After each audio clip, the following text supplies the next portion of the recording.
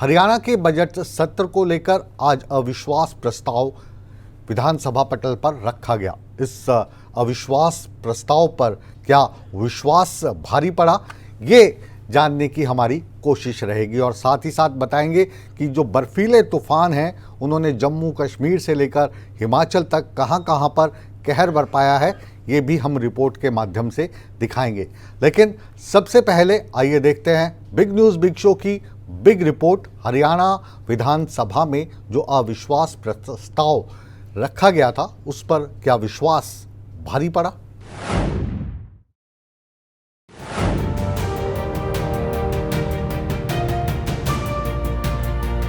हरियाणा विधानसभा के बजट सत्र के तीसरे दिन सदन में अविश्वास प्रस्ताव का खेल चला। सरकार के खिलाफ अविश्वास प्रस्ताव को सदन में रखा गया। नेता प्रतिपक्ष भूपेंद्र सिंह हुड्डा की ओर से सदन में सरकार के खिलाफ अविश्वास प्रस्ताव लाया गया। अविश्वास प्रस्ताव पर सदन में कई घंटों तक चर्चा हुई।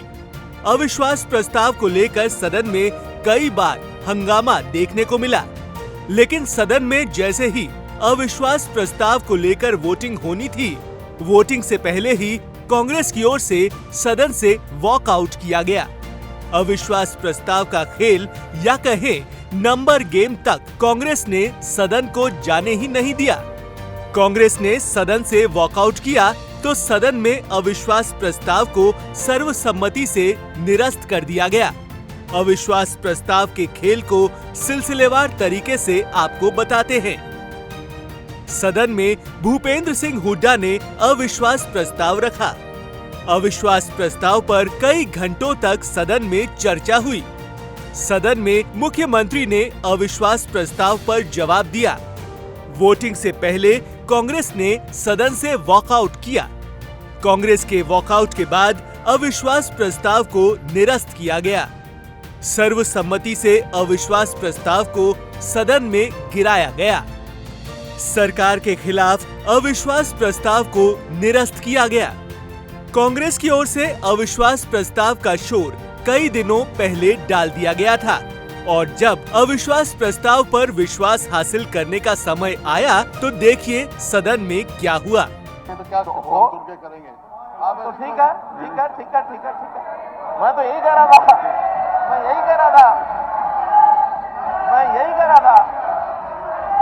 चलिए ठीक है। मैं तो यही कह रहा था कि आपका रणनीतिक आने से बढ़िया है। रणनीतिक बढ़िया कोई आपका। मंत्री के नेतृत्व वाले हरियाणा मंत्रिमंडल में अविश्वास व्यक्त करते हुए प्रस्ताव प्रस्तुत करते हैं जो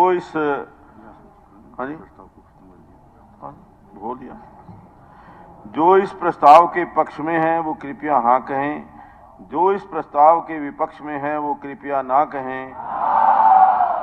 प्रस्ताव सर्वसम्मति से रिजेक्ट हुआ।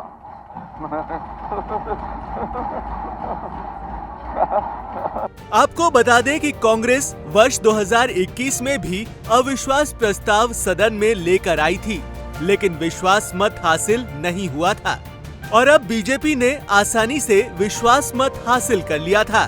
सदन में मुख्यमंत्री मनोहर लाल ने अविश्वास प्रस्ताव को नंबर गेम करार दिया गया। महफिल में चल रही थी मेरे कत्ल की तैयारी और उसके लिए ये अविश्वास प्रस्ताव लाया गया। अविश्वास प्रस्ताव पर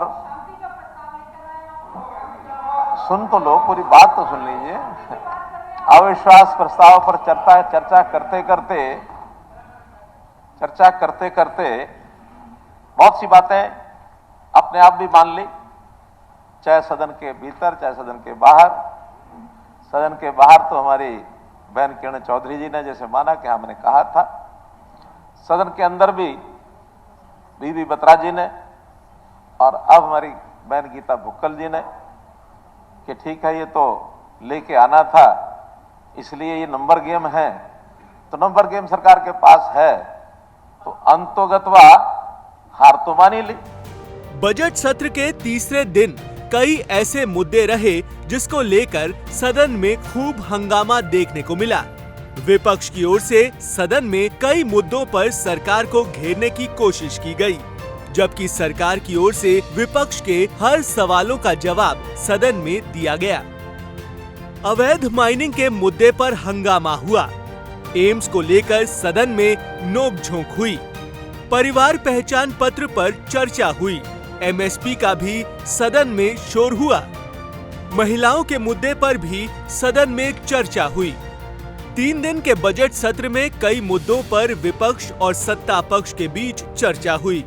बजट सत्र के चौथे दिन मुख्यमंत्री मनोहर लाल बतौर वित्त मंत्री हरियाणा सरकार का अंतरिम बजट पेश करेंगे। बतौर वित्त मंत्री मनोहर लाल सदन में 5वां बजट पेश करेंगे। मनोहर लाल सदन में 11 बजे हरियाणा सरकार का अंतरिम बजट पेश करेंगे। सूर्या समाचार के लिए रवि चंदेल की रिपोर्ट।